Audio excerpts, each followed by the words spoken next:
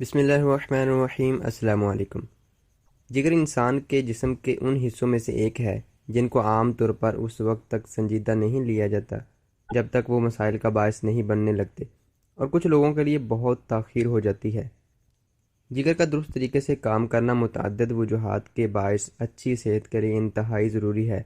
تاہم اس کی بڑی اہمیت یہ ہے کہ ہم جو کچھ بھی کھاتے ہیں اسے ہضم کرنے کے لیے جگر کی ضرورت ہوتی ہے، مگر کیا آپ کو معلوم ہے کہ کون سی غذا جگر کے لیے تباہ کن ثابت ہو سکتی ہے؟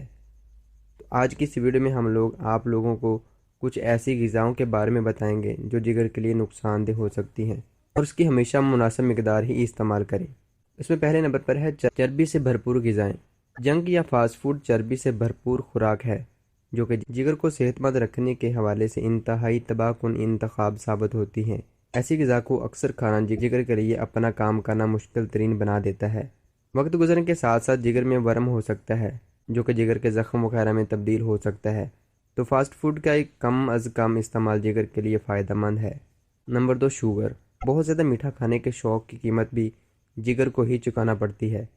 ذیابیطس اور دیگر امراض کا خطرہ الگ بڑھتا ہے۔ اس کی وجہ یہ ہے کہ جگر کا کام ہی شکر کو چربی میں بدلنا ہے۔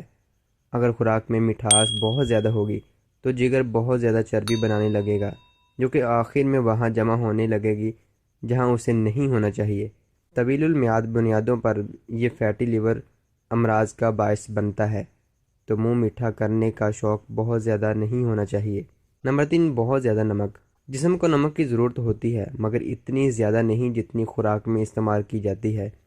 زیادہ نمک والی غذاؤں کے نتیجے میں جگر کے امراض کی ابتدائی سطح کا سامنا ہو سکتا ہے، جس سے بچنا آسان ہے، یعنی نمک کا معتدل استعمال۔